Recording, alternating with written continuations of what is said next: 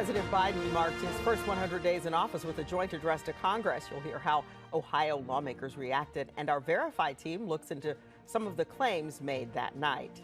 Ohio Democrats call for changes in police training, what they think needs to happen to cut down on the number of people shot and killed by police. And that comes as Columbus City Council appoints the first civilian review board. A look at who's going to be responsible for investigating issues with the Columbus Division of Police. Thank you so much for joining us for Face the State. I'm Tracy Townsend. President Biden has now been in office for more than 100 days. To mark the milestone, he addressed a joint session of Congress and laid out his plan for the nation. The president called for police reform after the conviction of Derek Chauvin. You'll of course know that he's the former Minneapolis police officer found guilty in the murder of George Floyd. President Biden urged Congress to pass the George Floyd Justice in Policing Act.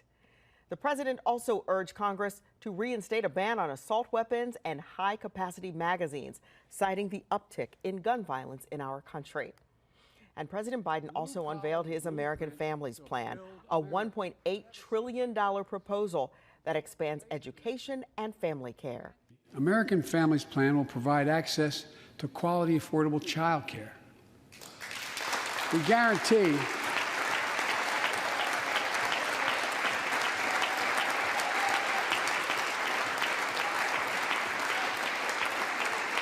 what I'm proposing in legislation, we guarantee that low and middle income families will pay no more than 7% of their income for high quality care for children up to the age of 5. The most hard-pressed working families won't have to spend a dime.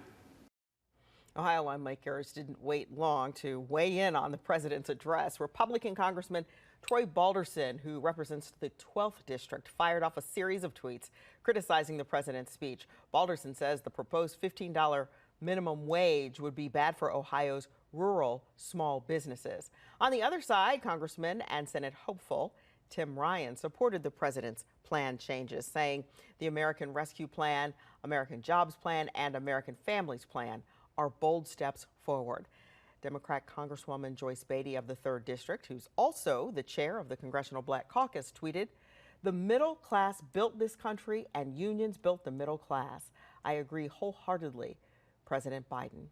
Again, that's a tweet from Democratic Congresswoman Joyce Beatty. Democrat U.S. Senator Sherrod Brown commented after the president's speech, saying, in President Biden's first 100 days, the administration took bold steps to help Ohioans recover from the pandemic. Now, Brown says we need to build on that success. Now, before the president's address, outgoing Representative Steve Stivers tweeted that he hoped President Biden would highlight ways to help people achieve their version of the American dream beyond the pandemic. And of course, Steve Stivers representing the 15th Congressional District. Outgoing Senator Rob Portman also weighing in, and he took the Senate floor before the Biden address. Portman says he was not impressed with the president's first 100 days when it comes to bipartisanship. He promised, remember, in his campaign to reach out to Republicans and Democrats alike.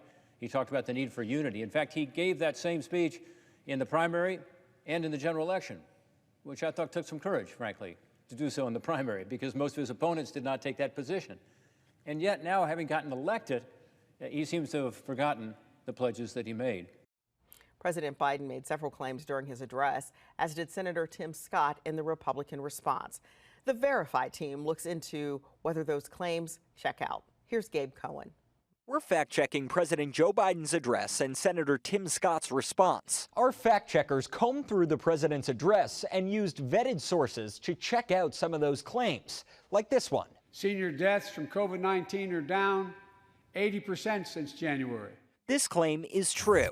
We analyzed CDC data of weekly COVID deaths, comparing the numbers from Biden's first full week in office with the most recent complete data sample on April 3rd. We found the death toll for people 65 and older is down almost 87%. While this was all going on, the economy created more than 1,300,000 new jobs in 100 days. More jobs in the first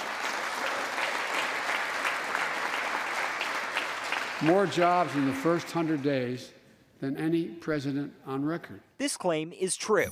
We dug through monthly employment reports from the Bureau of Labor Statistics and found that in Biden's first 100 days, the economy created nearly 1.3 million jobs, just as he claimed. As for how it compares to other presidents, well, the data only dates back to 1994, but it shows that far more jobs were created under Biden than the first 100 days of Presidents Trump, Obama, and George W. Bush. It's important to note that the U.S. lost more than 9 million jobs in 2020 after COVID hit. We also dug through Senator Tim Scott's rebuttal. Just before COVID, we had the most inclusive economy in my lifetime, the lowest unemployment rates ever recorded for African Americans, Hispanics, and Asians, and a 70-year low nearly for women. This claim is true. Data from the Bureau of Labor Statistics shows for African Americans, the 24 months of lowest unemployment were between 2018 and 2020, right before COVID. For Hispanic Americans, the 10 lowest were in that same time frame, as were 4 of the 5 lowest for Asian Americans.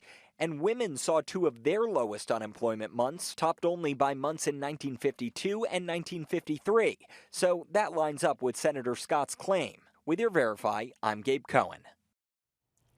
Do you have something you'd like us to verify? Let us know. Send us an email, verify@10tv.com. Ohio House Democrats are calling for more transparency, more training, and more accountability from our state's police officers. The group says its goal is to reduce the number of police officer-involved shootings, including the one that killed 16-year-old Ma'Khia Bryant in Columbus. Among the reforms they are calling for, more de-escalation training. They want all body camera video released within 24 hours, and they're calling for a statewide database to track the employment of police officers. The hope is for so-called bad officers to be unable to jump from one police department to another. There is also an ask for more anti-bias training and mental health training for police officers who are involved in the use of lethal force. Gross misconduct would never fly at your job. And it shouldn't for law enforcement and other public servants who are sworn to protect and serve you, the public at large. That's why we need change now. These bills are about accountability and transparency, and they will save the lives of both community members as well as law enforcement. The bills that we are talking about today will require a number of things. First, officers will be required to exhaust all alternatives before resorting to deadly force. 10 TV reached out to the Ohio Association of Chiefs of Police about this proposal. The president, Chief William Balling, told us many departments across the state already provide de-escalation and mental health training. Balling says they are asking for more funding to provide more training.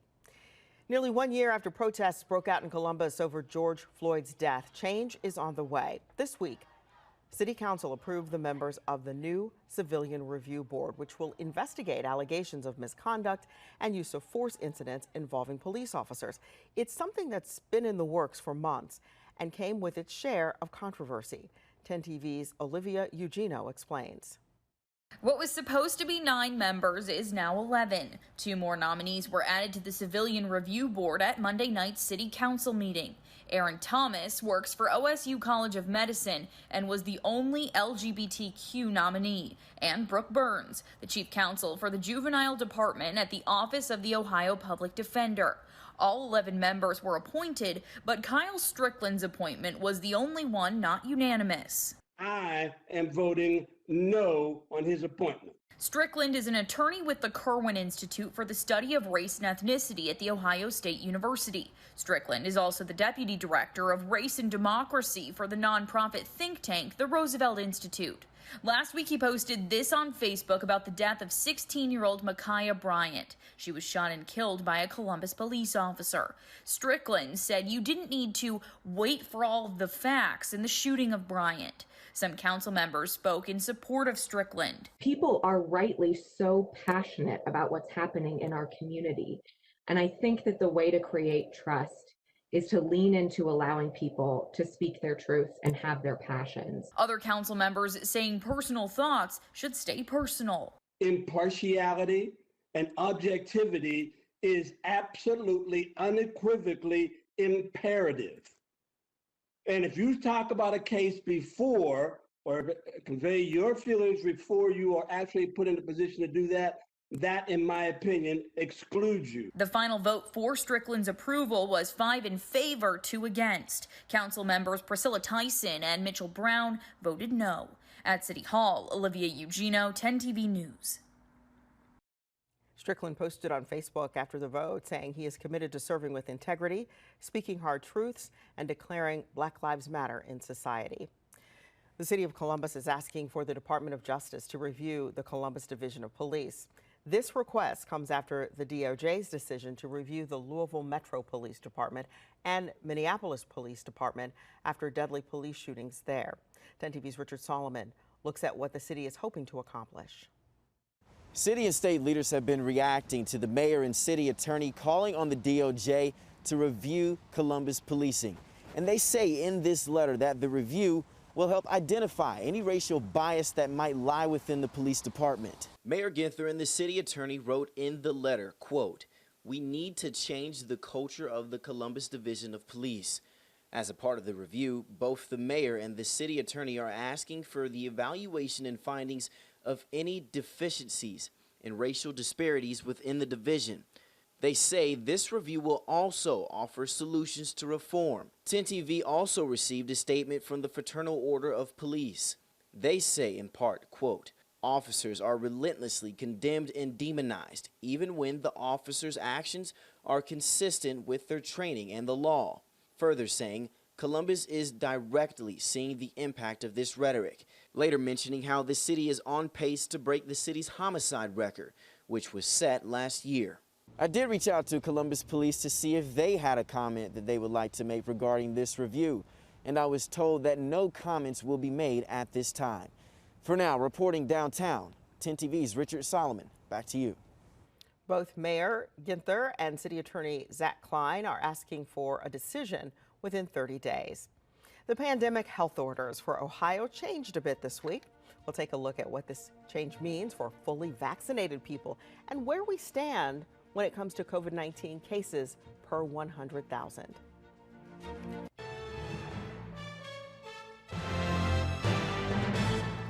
A bit of positive news in Franklin County. The county is no longer in purple on the state's COVID-19 advisory map. Remember, purple or level 4 is the highest risk level on the map. Franklin County, as you see here, back in the red or level 3. And of course, that still means very high exposure and spread. Statewide, we're also trending in the right direction when it comes to COVID-19 cases per 100,000 people. This week, we stand at more than 155 cases per 100,000 folks. That is down from nearly 186 cases last week and 200 the week before that. Governor DeWine set a guideline of 50 cases per 100,000 to lift the state's health order. All of this coming as the Centers for Disease Control and Prevention relax guidance on mask wearing, specifically when you're outside. The CDC has broken it down by activity. As you see on your screen, unvaccinated people are on the left. Fully vaccinated people are on the right. Green is safest, yellow less safe, and red, well, that's the least safe. In most cases, you're good to go without a mask, especially if you are fully vaccinated. But busy, crowded events like outdoor performances and parades remain risky. While Ohio's mask order remains in effect, Governor Mike DeWine did make a change to current health orders this week. Fully vaccinated people will no longer have to quarantine if they are exposed to someone who tests positive. The governor says this change applies to both adults and children. The change does not apply to nursing homes or long-term care facilities because they are governed by CDC guidelines. An increasing number of people are neglecting to get their second COVID-19 vaccine shot. The CDC believes that accounts for about 8% of people. And according to the Pickaway County Health Commissioner, some people say they're concerned about side effects from that second shot, but he wants to stress those side effects go away quickly. And he wants to remind people that without that second shot, you won't really get the benefits of being fully vaccinated against COVID-19. We know there's some protection after the first dose because your body's beginning to react to the vaccine. We don't know how much, and we don't know how long it lasts. If you did miss your second appointment, you have a couple of weeks to get that second dose to avoid starting the entire process over. Ohio Congressman Tim Ryan is setting his sights on the U.S. Senate.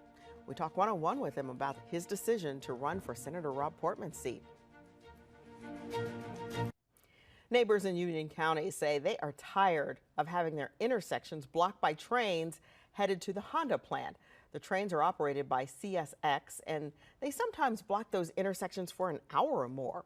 So when people call 911 for help, the response time is delayed. Kevin Landers explains it's now in the hands of the Ohio Supreme Court. That's right there is another 3 hours. This Union County homeowner who asked me not use his name says he took these photos over the past year to show how many times CSX Railroad has blocked the intersections near his home. It's a big inconvenience when you live 10 minutes from town and it takes you a half hour to get there sometime or longer. His real concern, he says, came when he called 911 for his wife at 20 minutes to 7. It was 5 minutes after 8 when the squad took my wife out of the driveway. He says the train is to blame. And it's pretty frustrating. And I've said this time and time again, somebody's going to get killed because of that train down there. Or die of a heart attack and nobody can get to them. And that's basically sums it up. The local fire chief says that with every train delay, response times increase and chances to save lives is reduced. 5 to 7 minutes is the difference if someone is brain dead or alive. Between May and November of 2018, the Union County Sheriff's Office issued 5 citations against CSX Transportation for violating state law that prohibits a railroad company from obstructing a public road for longer than 5 minutes, except when a train is continuously moving or when issues are out of its control. Today, the Ohio Supreme Court heard from both sides. Those are their only pathways to get across for emergency vehicles. So local communities are just at the whim of you and profit.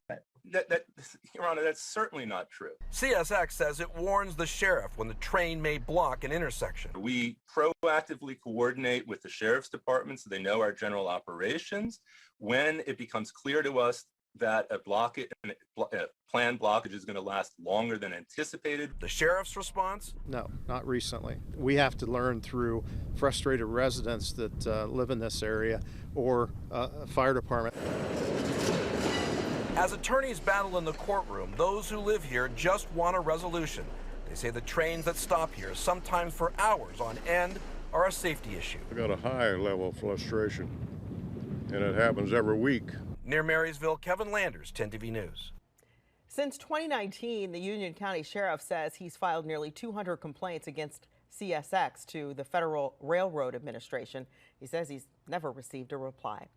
The state of Ohio is losing one of its U.S. House districts. That's thanks to new numbers from the U.S. Census. Ohio's population from the 2020 census determined how many seats in Congress and electoral votes Ohio will have for the next 10 years. Once the numbers are official, states across the country will start to draw new boundaries. As Ohio loses a congressional seat, there will be a special election to fill Ohio's 15th congressional seat after Republican Steve Stivers says he's stepping down next month. Candidates must declare by May 17th, and then the primary election will be August 3rd. But the special election will be held on Election Day, which, mark your calendars, is November 2nd. And now to the Senate. The battle for Ohio Senator Rob Portman's seat just got a little more competitive. This week, the first Democrat officially threw his hat into the ring. Ohio Congressman Tim Ryan of Youngstown announced that he's running for U.S. Senate. He told us a little bit about his decision to move from the House to the Senate. Well, Ohioans are working harder than they've ever worked before. They're doing everything right, and they still can't get ahead.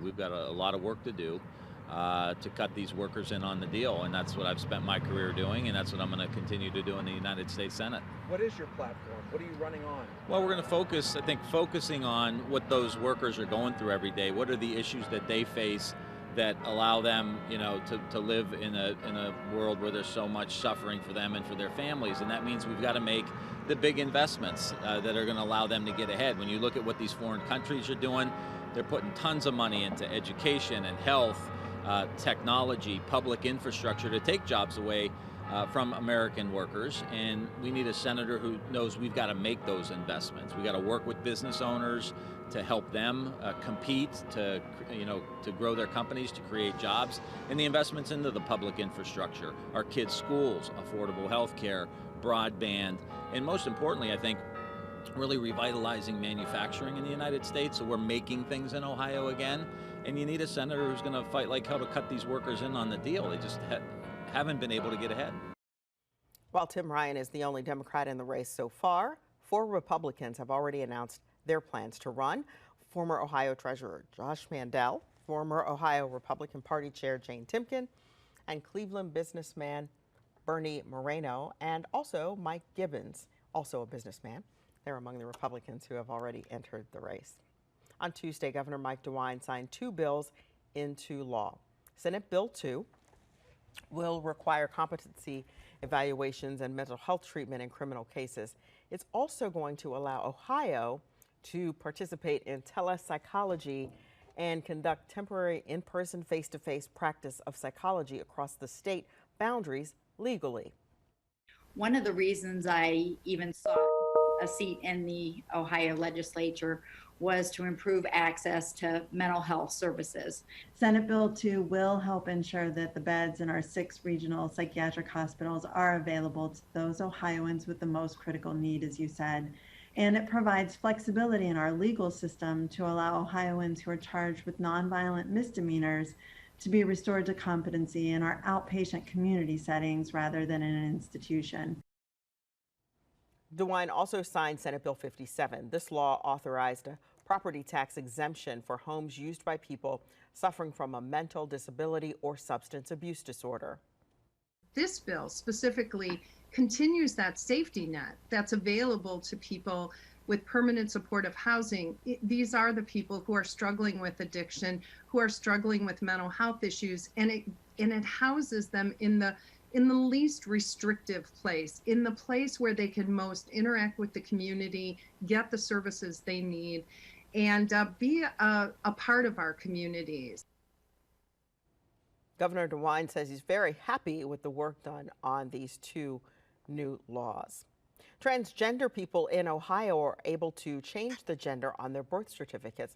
After 4 transgender people filed a lawsuit, the court found that banning that change is unconstitutional. So the Ohio Department of Health is working on a process that will allow people to request the change. They expect it to be ready by June. We do thank you all for being here with us today. Remember, if it affects you, your family, and Ohio, we're here to make sure those accountable face the state.